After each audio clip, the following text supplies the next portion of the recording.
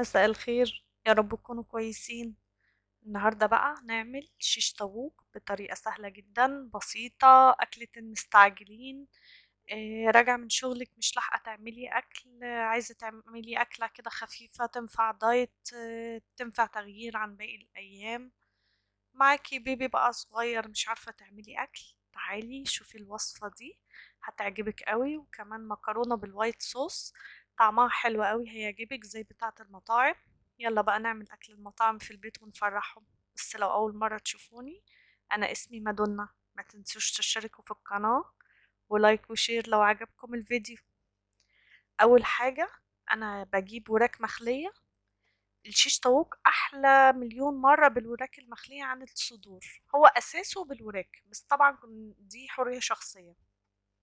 هو الاصلي بتاعه بالوراك، بتبقى طرية وجوسي وطعمها حلوة جدا. بنجيب الوراك بقى، بجيبها مخلية او انتي تجيبيها وتخليها.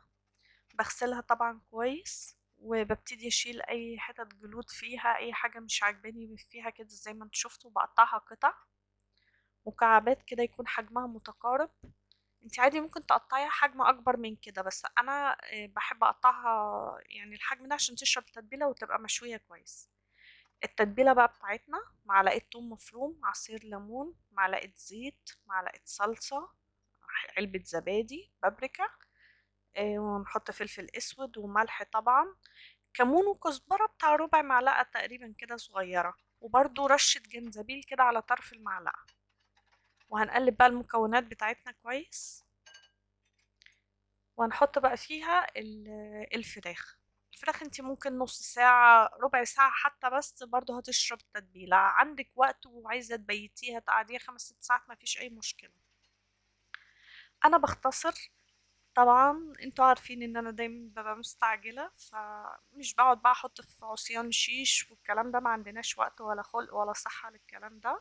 فبجيب طاسة بقى كده على النار، تكون مش بتلزق، حطيت فيها معلقة زيت واحدة. زي ما قلت لكم في البداية، وصفة مناسبة جدا للي عاملين دايت، يعني هتبقى كويسة جدا.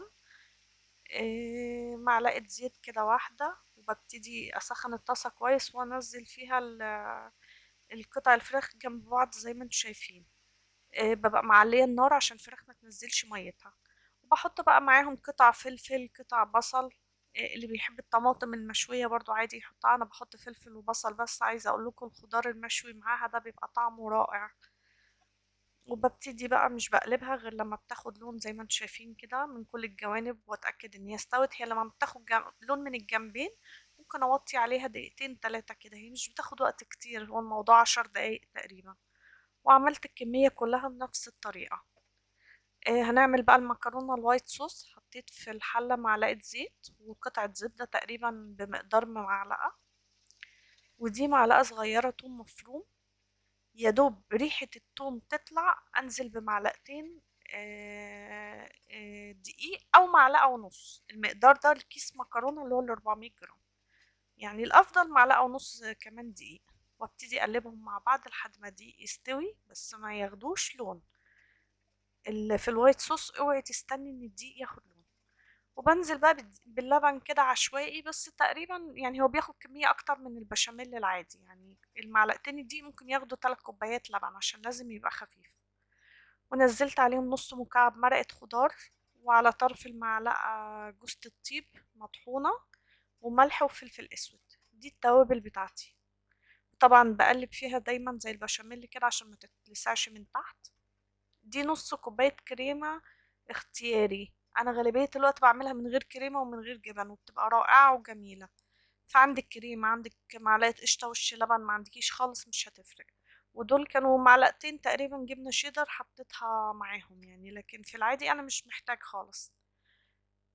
اول ما بتاخد غلوة طبعا بنطفي عليها نقلبها بقى في المكرونة. شوفوا بقى الطبق الشيش طاووق طعمه عامل ازاي، شكله عامل ازاي. طعمه هو فعلا كان طعمه تحفة. شكله جميل وريحته حلوة قوي وهتعجبكم جدا جدا. جربوه هو والمكرونة. يا رب الوصفة تكون عجبتكم ويكون الفيديو خفيف على قلبكم. مستنية بقى اللايك والكومنتات بتاعتكم.